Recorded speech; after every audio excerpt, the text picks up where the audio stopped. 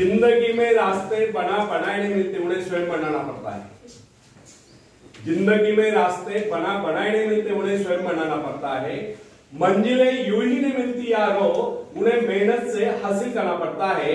उन्हें मेहनत से हासिल करना पड़ता है। धन्यवाद।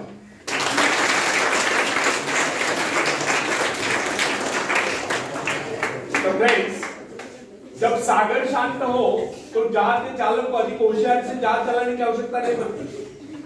लेकिन जैसे ही तूफान आता है और जहाज डूबने का खतरा पैदा होता है, तब यही चालक या कप्तान अधिक सावधानी बरतने लगता है। जब जहाज में सवार सभी लोग घबरा रहे होते हैं, तब यही कप्तान मुस्कुराता हुआ अपनी संपूर्ण योग्यता को काम में लाता हुआ जहाज को डूबने के संकट से बचाकर सही सलामत ले जाता है। वास्तविक ऐसी योग्यता की परीक्षा दुख और संकट के समय में होती है। जब कोई इंसान थोड़ी पूंजी लगाकर अपने व्यापार का विस्तार करता है, तो उसे वर्षों तक कठोर परिश्रम करने पड़ते हैं। इस परिश्रम से कुछ कमाने को होता है। यह परिश्रम ही उसके विजय का प्रतीक होते हैं। अपने ग्राहकों को शब्द जाल में फंसाकर वो अपने व्यापार को बढ़ाता है और एक दिन सफल व्यापारी बन जाता है। बाद में छोटे मोटे कारोबारी संकट उसका कुछ नहीं कर पाते। जो लोग इससे पहले उसे कम पूंजी वाला समझकर उसका मजाक उड़ाया करते थे, आज वही लोग उसकी सफलता की प्रशंसा करते नजर आते हैं। इसे कहते हैं अपने हाथों अपने भाग्य का निर्माण, आत्मशक्ति का चमत्कार। फ्रेंड्स,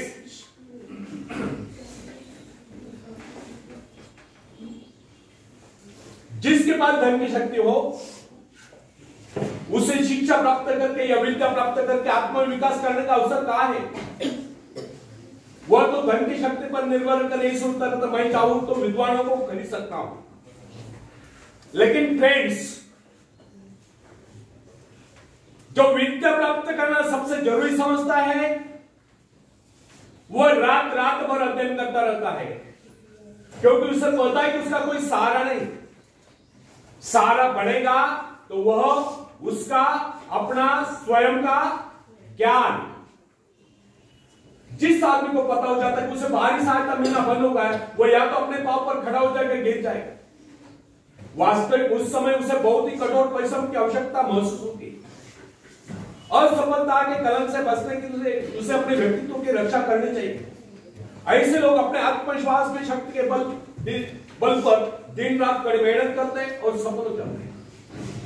फ्रेंड्स, जब मनुष्य पर संकट की घड़ी आ जाती है, जब वह किसी भी तरह से अपनी जीविका चलाने में असमर्थ हो जाता है, तब कोई निर्णय होता है जो सफलता प्राप्ति के लिए खून पसीना एक कर देता है, ताकि उसे असफलता का मोह न देखना पड़े। संकट काल में तो मनुष्य की बुद्धि का पता चलता है। कई बार ऐसे अवसर पर ऐसी सफलता मिलती है जिसकी मनुष्य ने सपने में भी आशा की नहीं होती। वह स्वयं सोचने लगता है कि मुझे इतनी सफलता कैसे मिली। वास्तविक ऐसी शक्ति हर इंसान के भीतर छिपी होती है, परंतु वह उसे पहुंचा नहीं पाता है। जैसे वह संकटों से गिर जाता है, वैसी यह शक्ति बाहर निकलकर उसकी सहायता करने आ जाती है। जो काम इससे वो पहले वह असंभव समझ रहा था, वही काम पूरे होने लगते हैं।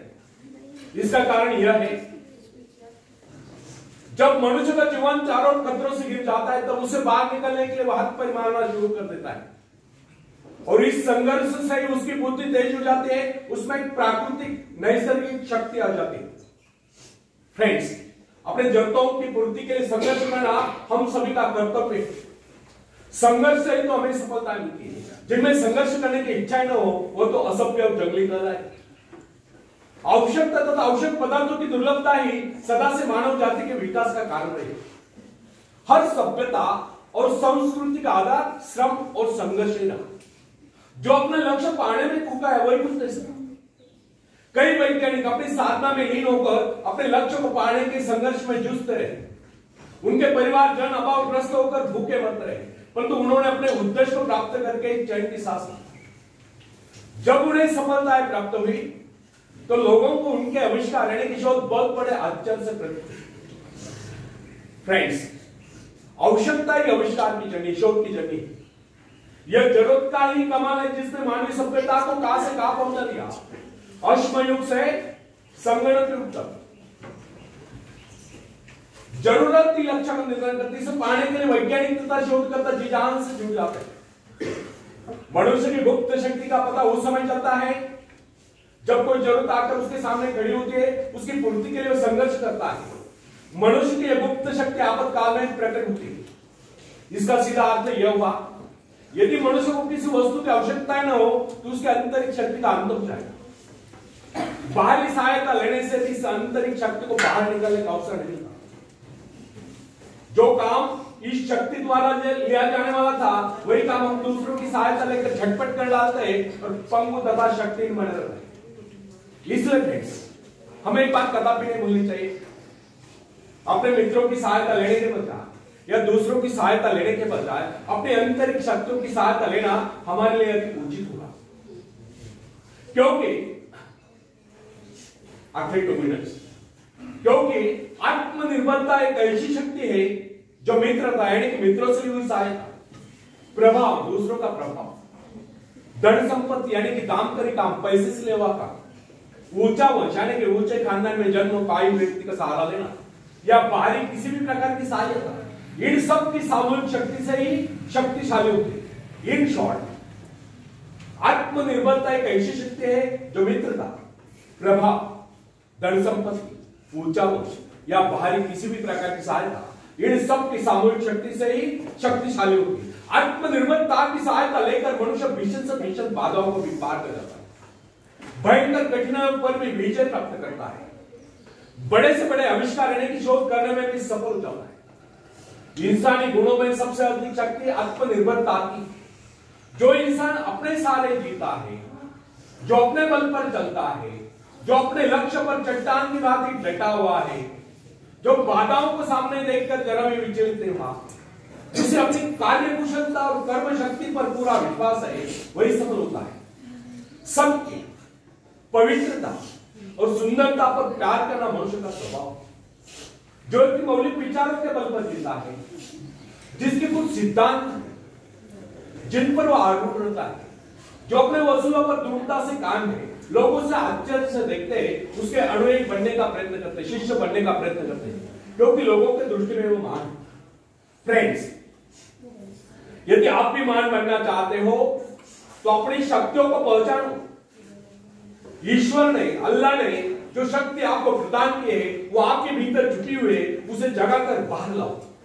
यदि आप उसे जगाने में सफल हो गए तो सफलताएं आपके कर्मों तले होगी और आप कामयाबी के शिखर पर होंगे। आखिर में हरिवंश राय बच्चन जी की कविता में पेश करता हूं, आप भी मुझे साथ देंगे। लहरों से डरकर नौका पार नहीं होती, कोशिश करने वालों की कभी हार नहीं होती, कोशिश करने वालों की कभी हार नहीं होती। नन्ही चींटी जब दाना लेकर चलती है, चढ़ती दीवारों पर 100 बार फिसलती है। नन्ही चींटी जब दाना लेकर चलती है, चढ़ती दीवारों पर 100 बार फिसलती है। मन का विश्वास रगों में सांस भरता है, चढ़कर गिरना, गिरकर चढ़ना न करता है।